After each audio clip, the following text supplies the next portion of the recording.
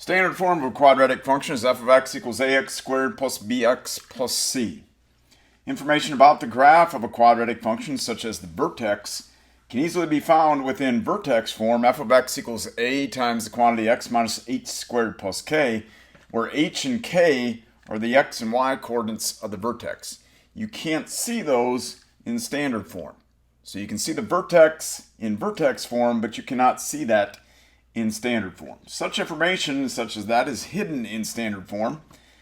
However, standard form can easily be entered into a graphing calculator where you can identify these things: the range, the domain, the vertex, the axis of symmetry, the symmetry of the y values, and also the maximum or the minimum value. So first of all, the vertex. If you graph a quadratic function on a graphing calculator, you can identify the vertex by either zooming in or using a trace function on the graphing calculator. For this, you can easily see the vertex is located at -2, -10. You can also see that in the coordinate chart. The y-coordinates begin decreasing down to -10, and then they start increasing again. Sometimes that coordinate chart will be right on, sometimes it'll be a little bit off. But definitely with the graph of the quadratic function, you can see the coordinates of the vertex are -2, -10. Also the axis of symmetry. Once you know the vertex is at -2, -10, then you know the axis of symmetry, because the axis of symmetry is the vertical line that goes directly through the vertex. So the axis of symmetry is the line x equals, and then it's the x coordinate of the vertex. So it'd be x equals -2. The symmetry of the y values, again, with the y values on the coordinate chart, you can see the y values begin decreasing down to -10, and then they start increasing again, and they are symmetrical. Just like a parabola, that axis of symmetry cuts that parabola into two symmetrical sides. That the y values you see here are symmetrical. Also, the minimum value, the maximum or the minimum value, is always the y coordinate of the vertex. And since this parabola opens upward, you can see the minimum value of the y coordinate of the vertex is -10.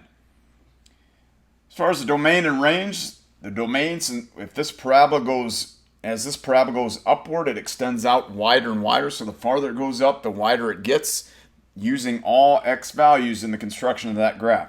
So the domain would consist of all real numbers. And the range, that's a different story, because the range has a limit to it. The range is the y values, it starts at -10 and then includes everything above it. So the range, you could say, is y is greater than or equal to -10, or you could say all real numbers greater than or equal to -10. So with the graphing calculator, you can see those things: the range, the domain, the vertex, axis of symmetry, symmetry of the y values, and also the maximum or minimum value. By looking at the graph and coordinate chart for the function f of x equals -3x minus 4x plus 6, we're going to find these things: the domain, the vertex, the axis of symmetry, and also the maximum value in this situation. This parabola opens downward, so there will be a maximum value. If it opens upward, there's a minimum value. So first of all, the domain. As this parabola goes down farther and farther, it's going to get wider and wider, using or consuming all x values. So the domain, you could say, is all real numbers. As far as the vertex, you can't really see what the vertex is, because it appears the y-coordinate of the vertex is between 7 and 8. So it's a little hard to tell exactly what the vertex is. And even with the x value, it looks like it's a little bit below 1 as far as the x-coordinate of the vertex. On every graphing calculator, there's some sort of a zoom function or trace feature that you can use in order to pinpoint exactly where the vertex is. The vertex on this, if you use that zoom function or that trace feature, the vertex you would find to be at -2/3 and 7 1/3. Now, knowing the vertex is at -2/3, 7 1/3, the axis of symmetry, that's the vertical line that goes directly through the vertex.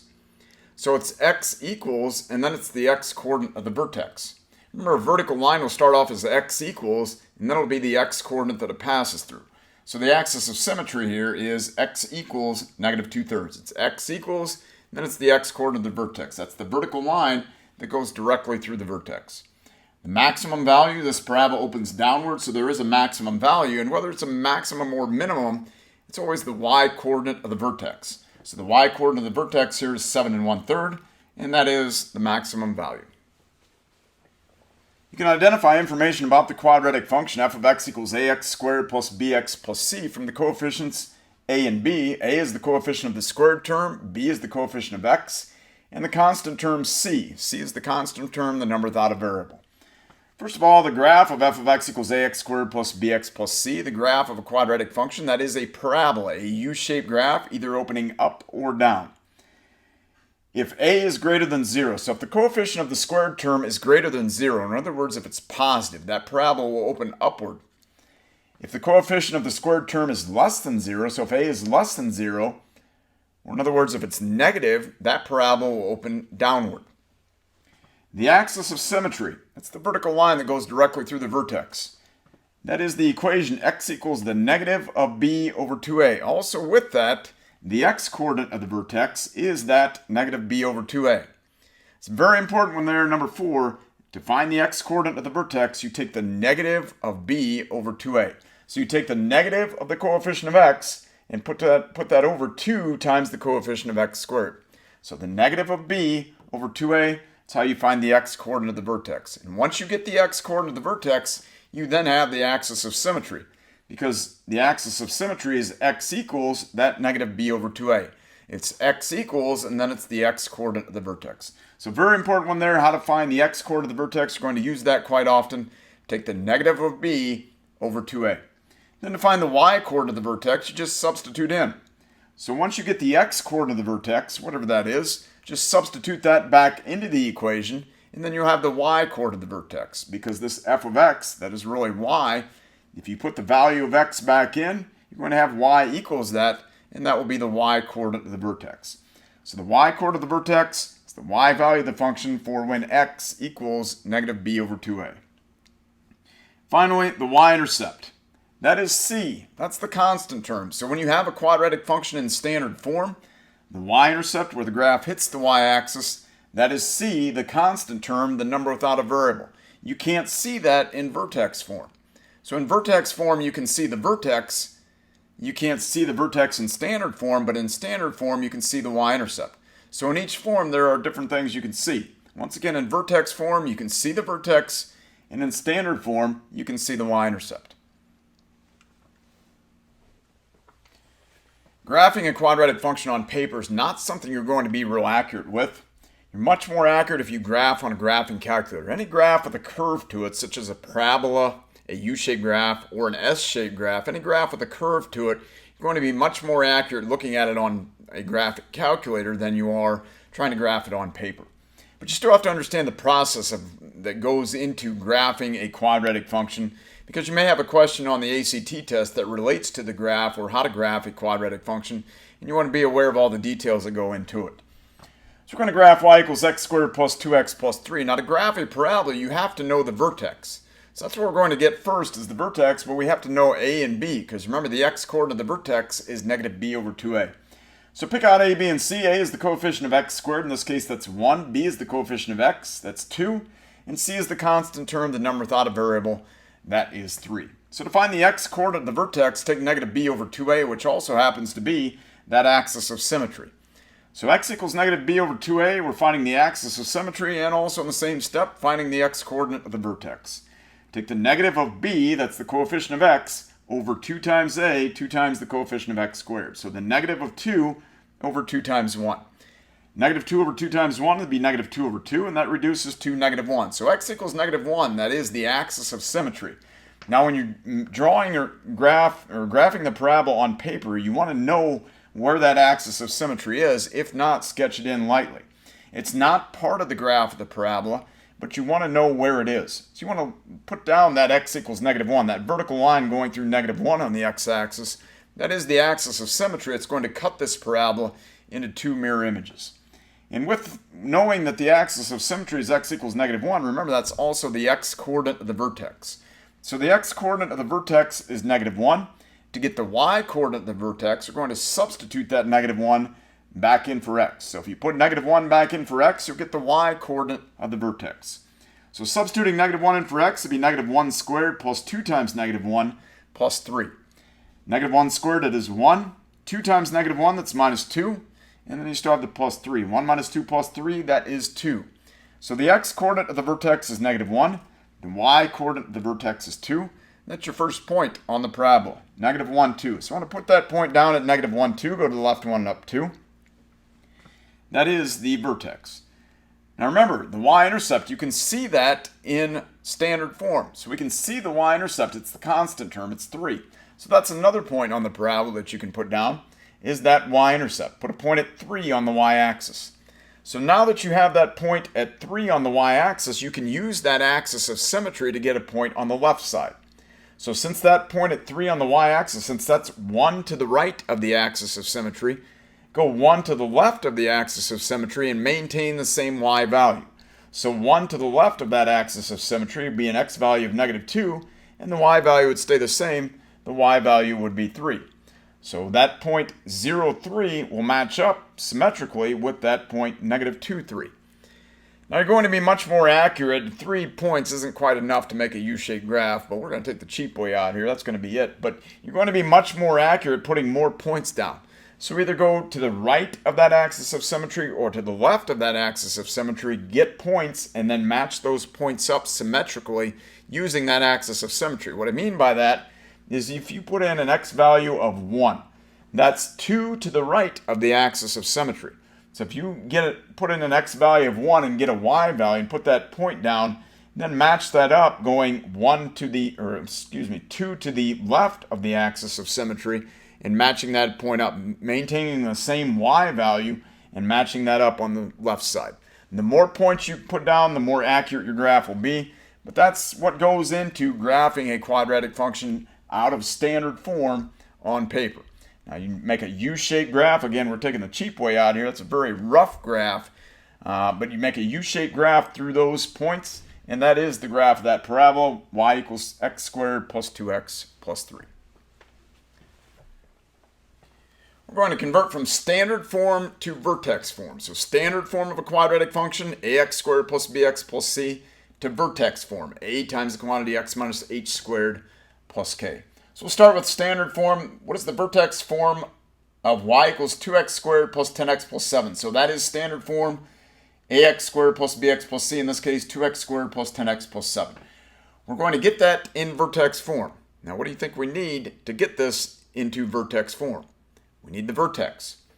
So to get the vertex, remember to get the x coordinate of the vertex, you take negative b over 2a. So we have to pick out a, b, and c. A is the coefficient of x squared, that's 2. B is the coefficient of x, that's 10. And c is the constant term, the number without a variable, that is 7. So a is 2, b is 10, c is 7. Again, if we're going to get the vertex, we need to find the x coordinate of the vertex first by taking negative b over 2a.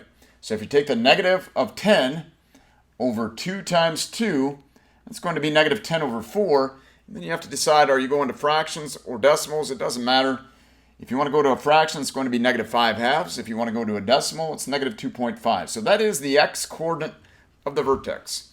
Now, if we're going to vertex form, we need the vertex. We have the x coordinate of the vertex. You still need to find the y coordinate of the vertex. So to find the y coordinate of the vertex, substitute that negative 2.5 back in for x. So if you substitute that negative 2.5 back in for x, it's going to be y equals 2 times negative 2.5 squared plus 10 times negative 2.5 plus 7. And if you square that negative 2.5, that's going to be positive 6.25. And if you take 10 times negative 2.5, put down the calculator, just move the decimal point to the right one place. That is negative 25. And then don't forget, you still have that plus 7 there. So 2 times 6.25, again, put down that calculator. It's 12.5. 12.5 minus 25 plus 7. And 12.5 minus 25 plus 7, that is negative 5.5. That is the y coordinate of the vertex. So the x coordinate of the vertex is negative 2.5. The y coordinate of the vertex is negative 5.5. So your vertex is located at negative 2.5, negative 5.5. That's what we're going to put into vertex form. Remember, vertex form is y equals a times the quantity x minus h squared plus k. So your vertex has coordinates of h and k. We're going to put negative 2.5 in for h, and that negative 5.5 in for k. So if you put those in, you have y equals 2 times x minus a negative 2.5 squared plus negative 5.5. What we didn't talk about is this 2 out in front. Where do you think that came from? Well, whether you're in standard form or vertex form, a, the coefficient of the squared term, is going to be the same. So up here, the coefficient of the squared term was 2. That's going to be the same in vertex form. Again, whether you're in vertex form or standard form, a, the coefficient of the squared term is going to be the same. So if a is 2 in standard form, a is going to be 2 in vertex form. Just clean this up. You have double negative signs there and plus a negative. Clean that up. X minus a negative 2.5 would be x plus 2.5. And then plus a negative 5.5, that is minus 5.5.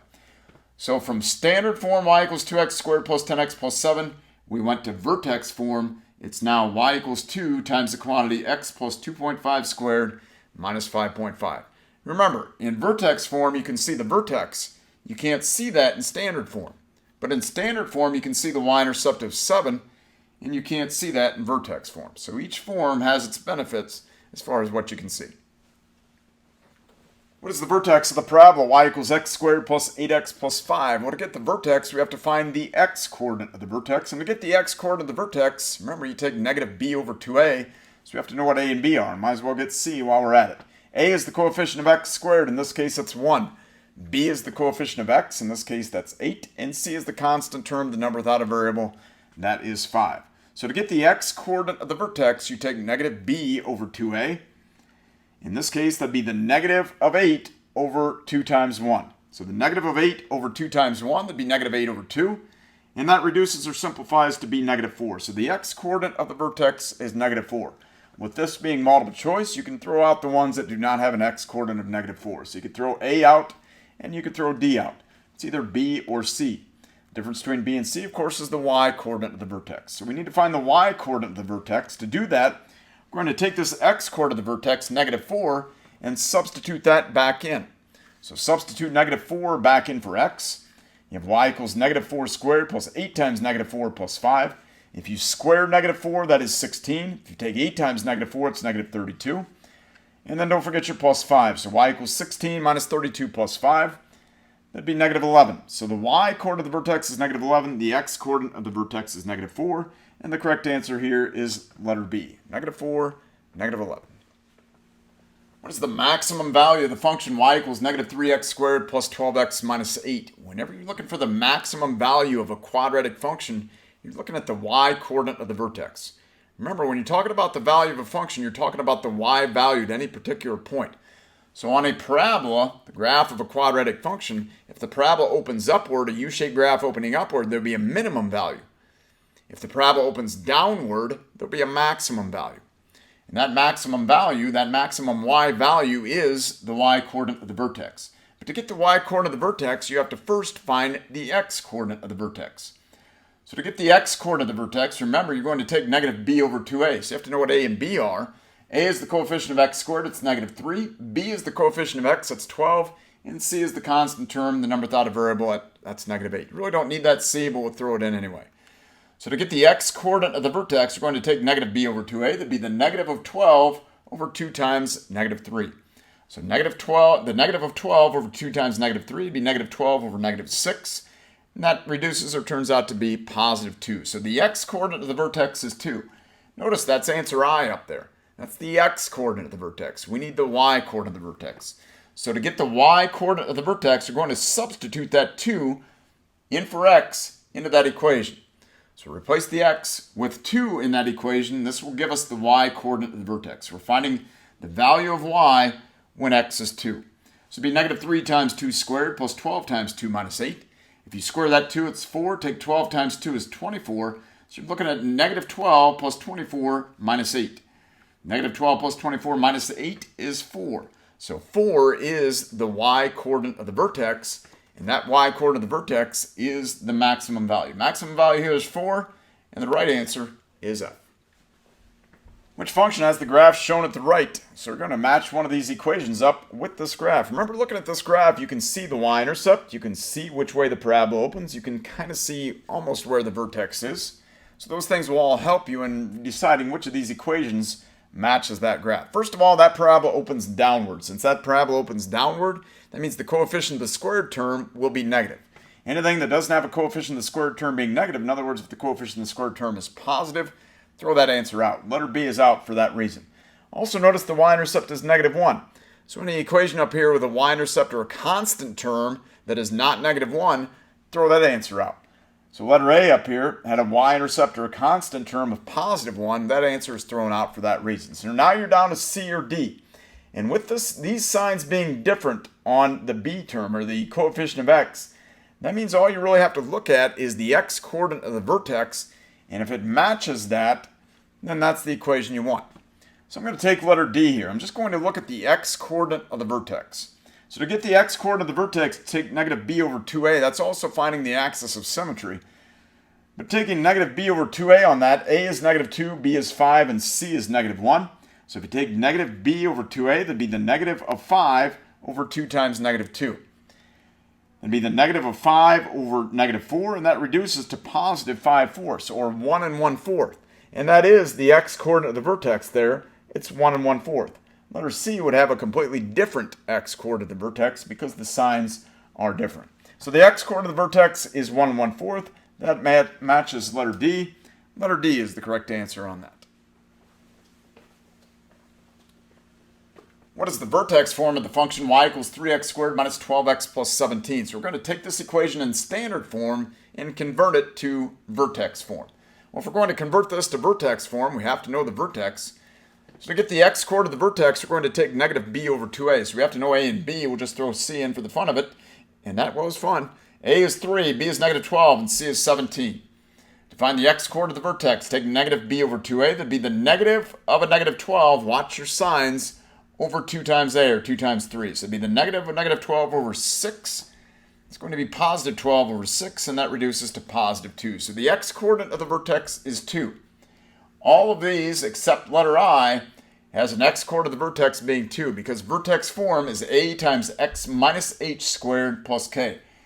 F, G, and h all have an x-coordinate of the vertex showing up as 2. So you could throw I out if you wanted to. Now the y-coordinate of the vertex, we need to find that. So to find the y-coordinate of the vertex, we're going to substitute that 2 in for x. So substitute that 2 in for x into that equation. It'd be 3 times 2 squared minus 12 times 2 plus 17. It'd be 3 times 4 minus 24 plus 17. Or 12 minus 24 plus 17, and that is going to be 5. So we're looking for a y-coordinate of the vertex to be 5. That's that k after the parentheses. Remember, vertex form is a times x minus h squared plus k. So we're looking for a 5 after the set of parentheses. The y-coordinate of the vertex is 5. The x-coordinate of the vertex is 2. So the one that matches this would be letter F. For the function y equals negative 5x squared minus 10x plus c, the vertex is negative 1, 8. What is c? In other words, what is the y-intercept? Well, if the vertex is negative 1, 8, this equation y equals negative 5x squared minus 10x plus c, think about that vertex. That's an x and a y. So if that's an x-coordinate and a y-coordinate, you could put negative 1 in for x, you could put 8 in for y, and then all you'd be left with there is c. So that's what we're going to do, is substitute negative 1 in for x, 8 in for y, and solve that equation for c. So you'd have 8 equals negative 5 times negative 1 squared. It'd be 8 equals negative 5 times 1. And then minus 10 times negative 1, it's going to be a plus 10 and still plus c. Take that negative 5 times 1, that is negative 5. So 8 equals negative 5 plus 10 plus c. Combine the negative 5 and 10, that would be 5. So 8 equals 5 plus c. And finally subtract 5 from each side. End up with c equals 3. And that is letter H. What is the equation of the parabola with a vertex of 3, negative 20? And that passes through the point 7, 12. So think about that. 3, negative 20. You go to the right 3 and down 20. So the vertex would be very low compared to this other point on the parabola, 7, 12. That's where you go to the right 7 and up 12. So your vertex is below that other point on the parabola. So with those 2 points, that means the parabola will open upwards. With that vertex being the bottom point out of those 2, the parabola will open upward. And with that being said, that means you could throw out letter C, because letter C, the coefficient of the squared term, is negative. That parabola would open downward. We want a parabola that opens upward. It's either A, B, or D. Now, vertex form is y equals a times the quantity x minus h squared plus k. This vertex, those are your coordinates of h and k. So we could substitute 3 in for h, negative 20 in for k, and then also substitute 7 in for x and 12 in for y. So once again, the vertex, those coordinates in vertex form are h and k, and this other point, we can use those coordinates as x and y. Now we do have multiple choice answers up here, and what we'd be left with if we substituted in, the variable we'd be left with there is a. Remember, a is the coefficient of the squared term. Now, it just so happens these multiple choice answers, a, b, and d that are left, those all have a showing up as 2. But just imagine you were doing this without looking at those multiple choice answers, which could happen very easily. So if you didn't have those multiple choice answers to look at, you would have to go through this process to figure out what a is. Obviously, a, when we solve this for a, it's going to be 2. But again, we have those answers to look at. That's helping us out a little bit. So to solve this for a, take 7 minus 3, it's 4. Square that 4 is 16. So you have 12 equals 16a minus 20. Add 20 to both sides. 32 equals 16a.